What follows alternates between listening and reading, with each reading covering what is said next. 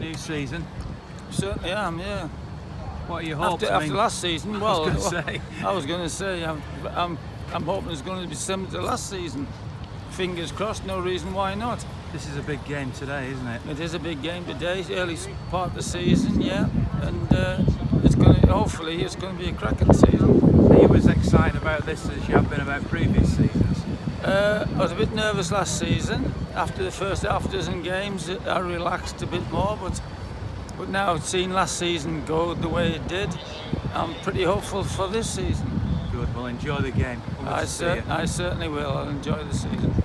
Cheers. Well, this is a video I didn't want to do, and just as the title of the book that I wrote with Colin, his autobiography, Reluctant Hero, says, I'm a little bit reluctant to do this, but it feels like the appropriate thing to do the day after Colin Bell, my hero's passing. I just wanted to tell you maybe a couple of tales of Colin that are personal to me. I first met Colin, like many people who'll be watching this who are City fans. Colin was my boyhood hero.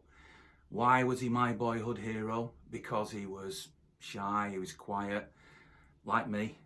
And I know you might find that hard to believe, but certainly that is underneath what I am, shy and quiet. Colin was also magnificently talented. He was a great athlete. I mean, if I was to say that he was, in my opinion, and I've seen him play at his actual best at the beginning of my time as a City fan, Colin to me was Kevin De Bruyne, David Silva, Yaya Toure rolled into one. The nearest player I've seen developing to Colin was Michael Johnson, who didn't fulfil that potential but still had great talent. That's a player that probably some City fans don't even remember. But certainly Colin was all rolled into one, all those great players that we've had in recent years and still have in some cases.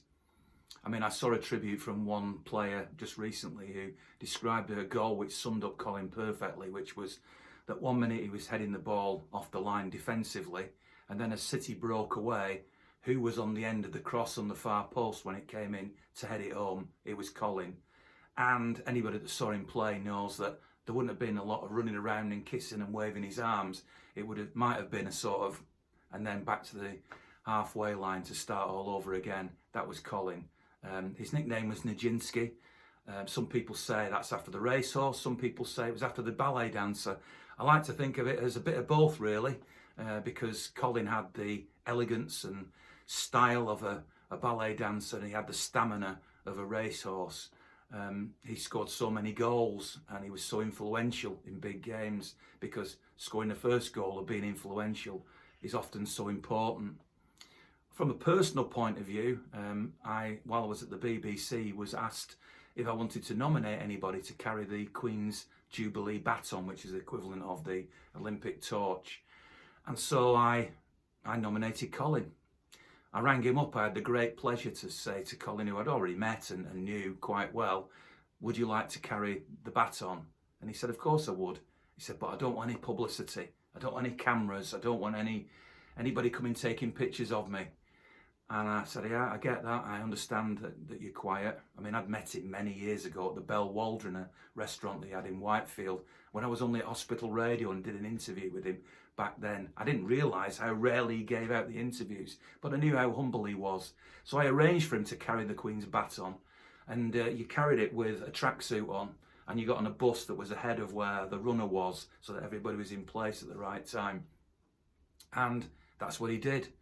And afterwards he rang me up and he said, there were no cameras, there were no photographs, I wasn't mentioned in the paper. I'm really grateful for you keeping your word. And I said, well, I am a man of my word, and I'm so honoured to have been able to nominate you. And he kept on thanking me. And that was what led, long story of course, to me then writing his book, which meant that I went to his house once a week.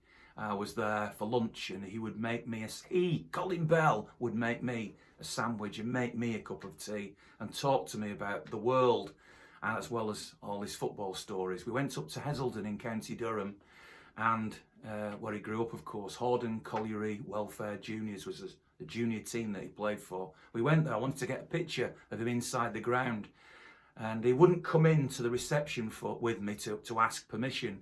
That was how modest he was. Oh no, they won't know who I am and all that. I went in and not argued in a violent way, but argued the case to get us in the ground. And they wouldn't let me in. He said, oh no, we need to put it before the committee. I said, well, I'm only here one day. No, I'm sorry, then you can't go in the ground. So we walked round the side of the ground, and Colin said, can you not get a picture of the ground from outside? I said, well, there's a huge wall here. We need to get up to the top of the wall. He said, right, cupped his hands, took his jacket off, cupped his hands.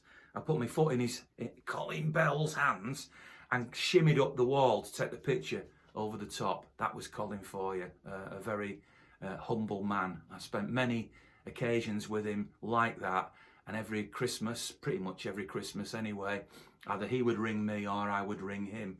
That's that day when you really only stick to family. That's how special he was. And I rang him this Christmas, and I hadn't rang him during his time. He'd had some time in hospital before Christmas, and I thought, I don't want to be one of those people who mithers him. But I rang on Christmas Day, and I said, I'm sorry that you know, I hope you don't mind me ringing. I know it's a family day and you've been unwell. No, you can ring anytime you want. And this is an example, really, and I'll share this with you. That was what he wrote inside the book when it was finished. And for somebody like him, who is very selective of who his friends are and who he considers to be a friend, of course that will always feel very special to me. And he said much the same when I rang him on Christmas Day. He got to spend his last Christmas with his family, which is some small consolation when we've lost him at such a young age. I don't mind admitting that, having lost my father in September and now lost a very good friend of mine, and as well as being a city hero, it's knocked me for six a little bit. You know, it feels like the end of an era, but Colin will always be in my heart. Well, this is his England shirt. He didn't wear the number 8 many times for England, but this was one of the shirts that he wore for England, which he signed, of course, as a little thank you. But this was one of the rare ones when he had number 8. I often remember him wearing number 4 on his back. And the one final story I'll tell you for now, which is probably the thing that means the most to me, although it seems ironic to tell you this story just after his passed. But when we wrote the original book, the hardback version of this book, I described his mother, who passed away when he was very, very young, as having died with growth of the back body, which he didn't know what it meant really. And so we wrote it in the book in his words. And Colin's son John, who was a surgeon training at the time, now he's a fully fledged surgeon and a very fine man, actually gave a copy of the book to his boss, who was also a surgeon, who then reported back to him after Christmas and said, do you know what growth of the back body is? And John said, no, we don't.